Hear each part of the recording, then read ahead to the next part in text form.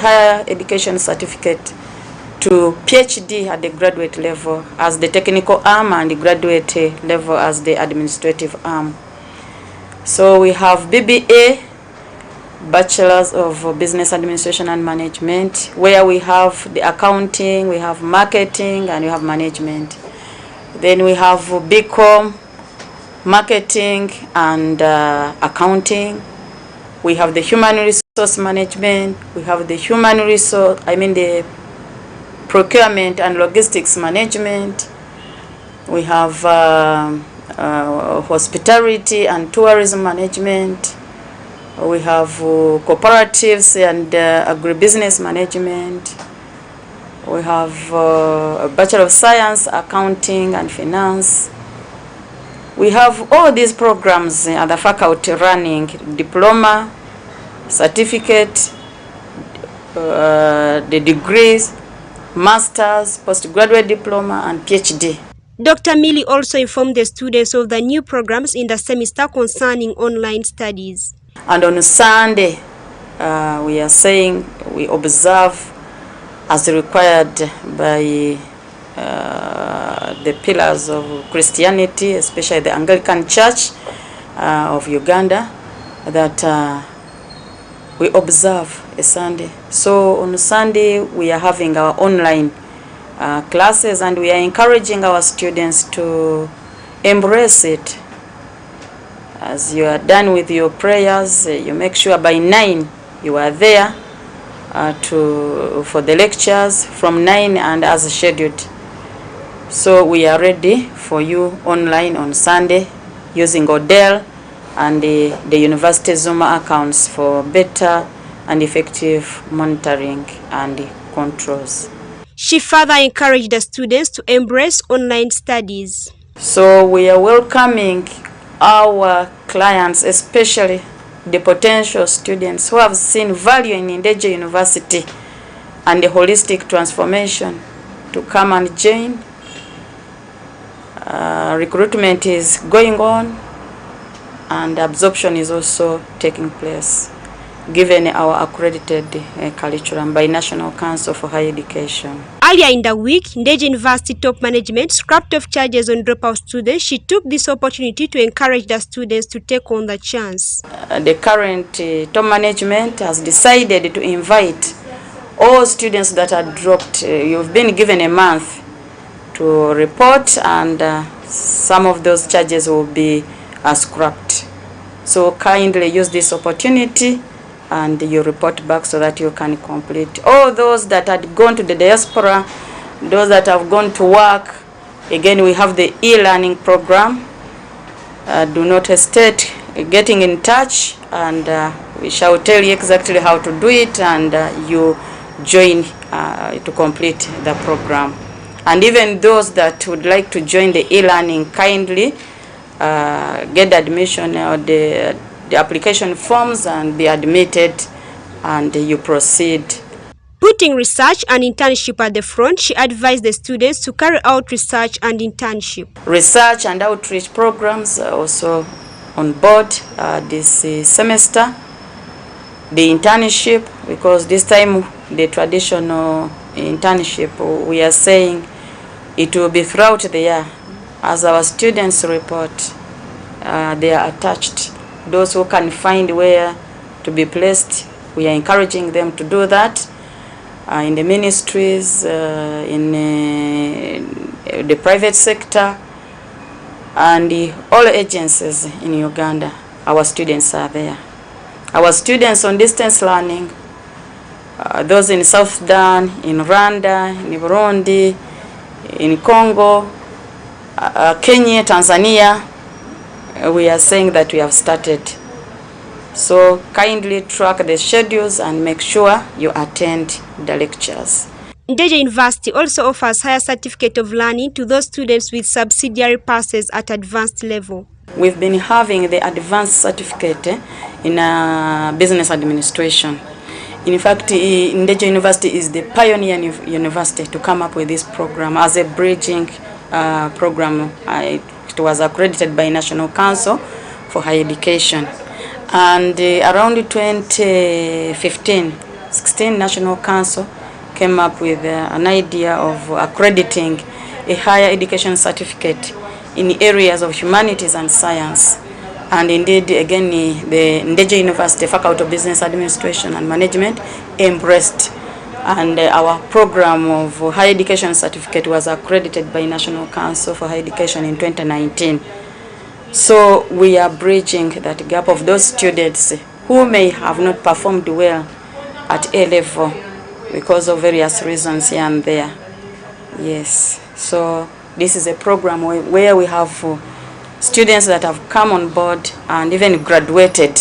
As a private university that offers holistic learning, Ndejje University is emphasizing community hour for students and staff. This time around, every Wednesday, since we are transforming our students holistically, we have the community hour where we manage to talk to our students spiritually, that spiritual aspect, the Christian values as per our strategic plan, our core values we consider. And God-fearing is the first, integrity and all that. Then still on Wednesday, we expect, as it has always been, but this time we are putting in more effort to make sure that all the students and staff do attend and participate during the community hour. Business Administration and Management is one of the largest and most diverse faculties at Ndejje University, offering a wide range of business-related degrees at both undergraduate and graduate levels. ANSLEM OJARU, live at 8. During a plenary sitting on Wednesday, 1st February 2023, the Health Minister, Dr. Ruth Acheng, presented several factors affecting Health Ministry. She revealed that the current challenge of non-adherence to the delivery schedules and stock out of essential medicine started from dates back. Now, this current challenge, Right Honorable Speaker, started in 2020, but was camouflaged by the COVID pandemic. It is now that people are beginning to notice it, but it has been going on. The current non-adherence to delivery schedules. While the minister acknowledged that the country has been hit by a drug shortage, she accused the Ministry of Finance of frustrating the work of Health Ministry. And approval of warrants by Ministry of Finance does not in itself avail funds to national medical stores for disbursement. This must be accompanied by the actual honoring of payment instructions. Honoring payment instructions in IFMIS is a responsibility of the officers in the Ministry of Finance, for which the NMS accounting officer has no control.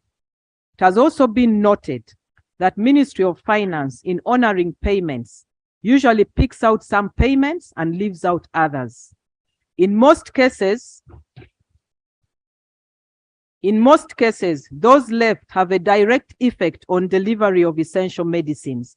This frustrates service delivery. That these funds should first be deposited into the consolidated fund.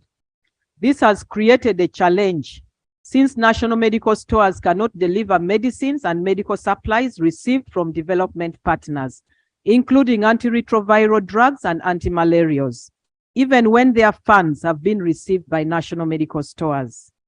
Insisting that these funds be deposited into the consolidated fund has contributed to the current crisis, since national medical stores does not have funds to deliver donor medicines and medical supplies already in its warehouse. Dr. Acheng added that the Ministry of Health, by nature of its docket, needs to be treated with urgency when it comes to disbursement of funds, hence should get funds on the first day of the quarter. And I have 3 asks.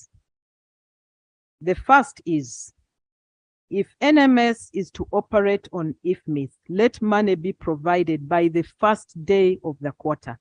Let it be treated as a unique entity. The others can wait, but let NMS get money. If that is not possible, then we return to NMS operational funds kept in Bank of Uganda so that there is flexibility. Number 3, return development partner money back to national medical stores. It is for distribution of medicines procured by the partners, I beg to submit. However, Minister Henry Musasi replied by dismissing the accusations from Dr. Acheng, insisting that the Ministry of Health has received 60% of their budget appropriation, hence should be able to provide services to the people. And number 3, we have recommended to NMS to use the contracting frameworks that ease medicines transportation, e.g. adopt the use of framework contracts. This would enable the timely delivery of much needed medical supplies to the health facility. The Deputy Speaker of Parliament, Thomas Tayewa, expressed disappointment with the two ministers, hence asking that the Prime Minister meets with the line ministers from the two ministries to harmonize. If two ministries don't agree, this should have gone to the Prime Minister. Then if there is a disagreement, it's when we come in. But the problem is one, that all your disagreements are leading to people dying. Whereas you are disagreeing, talking about your systems, talking about what? The National Medical Store is a government agency under the Ministry of Health mandated to procure, store and distribute human medication and health-related consumable items to all health units in the country. Sala Chirabo, live at 8.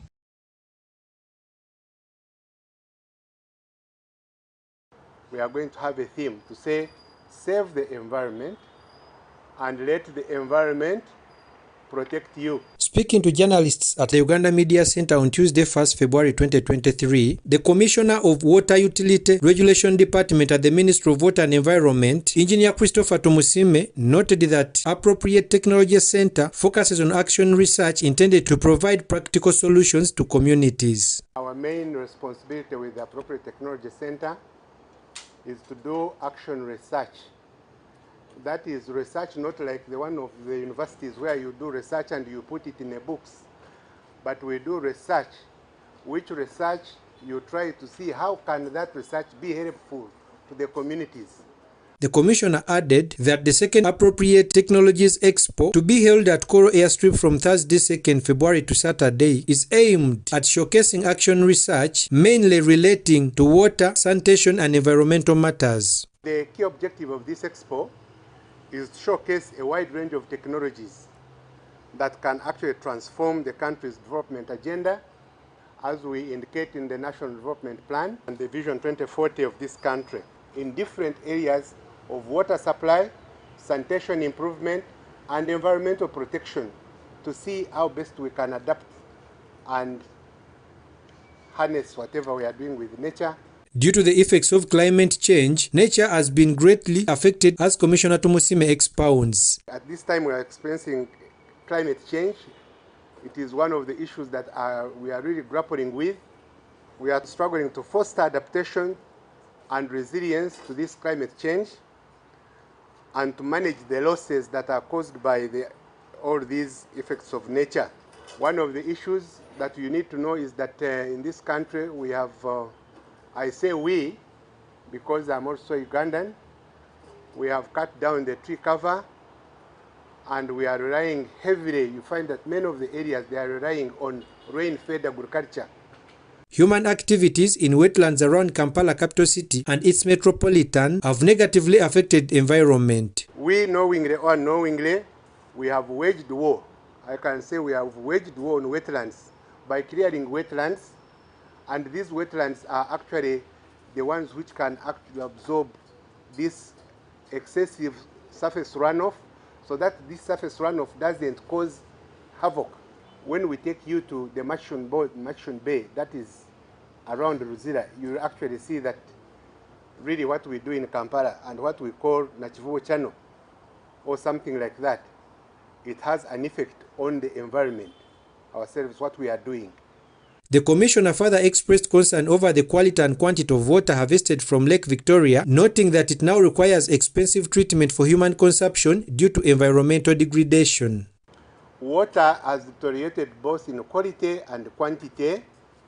Quality because, if I tell you our service provider in this country here in Kampala National Water and Sewage Corporation, who are pumping from Gaba, we keep increasing the cost of treating this water. The cost of treatment goes up, keeps going up, simply because of the inflow of whatever comes out of Kampala into the lake. And for that matter, we had, even as National Water and Sewage Corporation, to shift the bigger treatment plant from here because of the contamination, and we had to go to Katosi to look for a virgin area which still has got tree cover and the like in order to get better water. This year's Appropriate Technologies exhibition is intended to remind Ugandans to conserve environment so that nature can protect them in return. So our expo of this year, we are going to have a theme to say, save the environment and let the environment protect you. Because what we have done to nature is also bad enough. But also when we do that, we are experiencing natural disasters, and these disasters come with extreme weather events, natural resource crisis, environmental damage, simply because of the way we do things and the technologies that we are adopting. The floods that we keep getting in eastern Uganda, especially the areas of Teso, and you can also record the floods that we got in Kampala where people were being displaced because of human activity. This expo is expected to attract people from different walks of life. It is not only researchers, including policymakers. This one will also include the technical and political leaders in this country. That's why we are putting it in an open place to say that those who research, they bring the technologies they have researched on. We also bring the technologies that we have tried, and we bring them to the public to know that actually there is this that can help me to do this and that in order to develop water supply and sanitation and environment issues in this country. Frank Senabulia, live at 8. Eyo branch yaffe yabaita Appropriate Technology Center.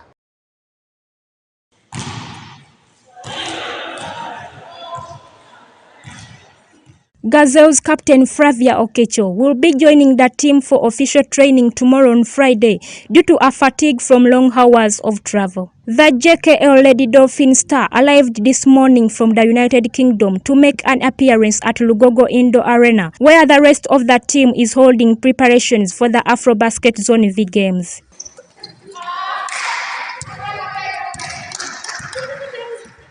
Okecho is the latest addition to the provisional squad after Maureen Amoding, who joined the team on Tuesday to make an excess of 2 players to the supposed 15 at this stage. 5 players will be dropped to shape the mandatory 12 that will represent Uganda in the competition that tips off this month on the 14th. Gazelles coach Mavita Ali says the presence of Okecho and Amoding is a big boost to team as the tournament closes in.